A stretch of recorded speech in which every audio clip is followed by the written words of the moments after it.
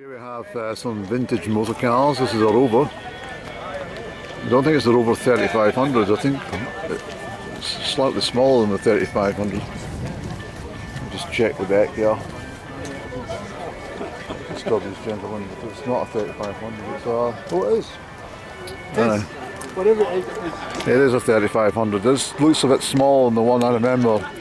A gentleman in Crieff, where I come from, was driving around in a very spiffing Rover 3500. In fact, I think there's a couple of people who used to drive them. They're a bit more rounded front, as I recall.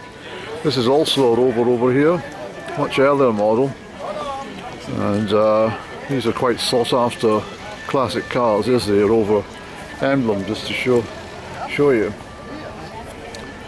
These are a pretty decent car. I always wanted to drive a brown one for some reason. Not sure what this type is here. MG Sports at the back. And looks like an Audi with the emblem at the side there. Yes, it is an Audi. It's an Audi Quattro or something. Well, they wouldn't get through the ULEZ cameras without getting penalised. Unfortunately, this old chap wouldn't be either. It's dreadful, isn't it? Smashing old car, isn't it? It really is. That's not a MG, it's a Triumph. It's a Triumph. Look at this chap here. I mean, this is absolutely fabulous, is it not? This is the sort of car I would have gone out on a picnic with a partner with.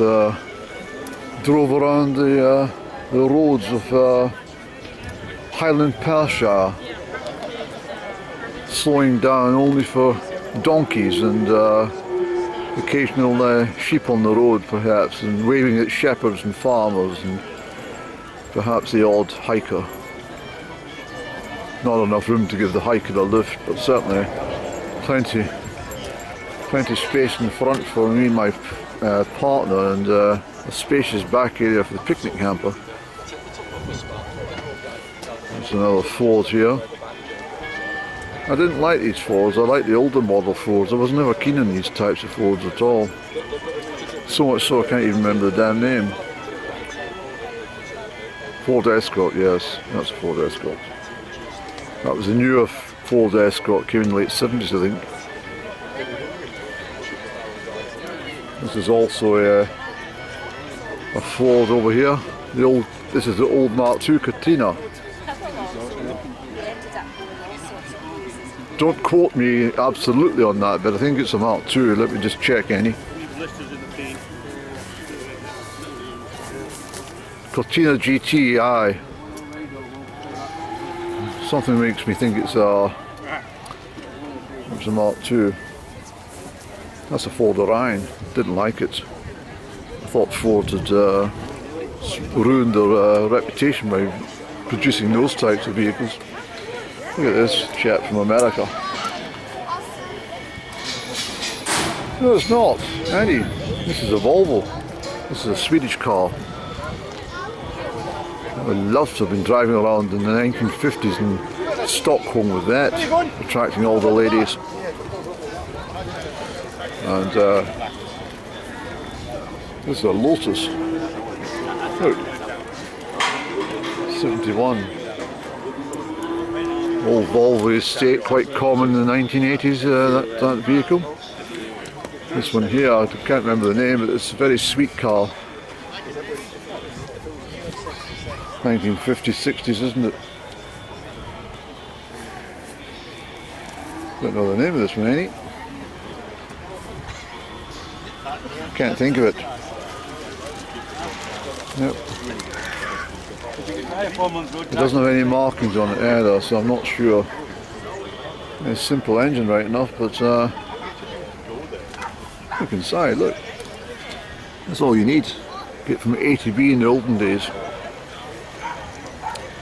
It's fabulous here, isn't it, Annie?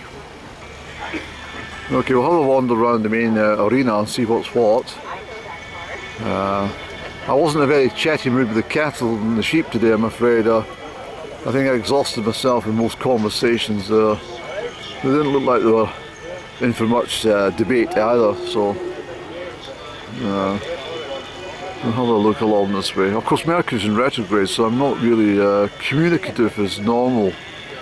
That retrograde began on the 26th of August, and it's got a little way still to go, so it's affecting me being my planetary ruler of my birth sign, Virgo, you see.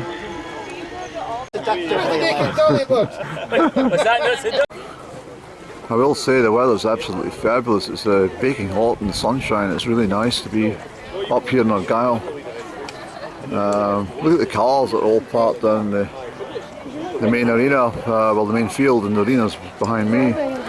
This is the obviously the auction part here. So we'll go back and have a chill chat with some of the cattle. See, they've cheered up a little since before noon.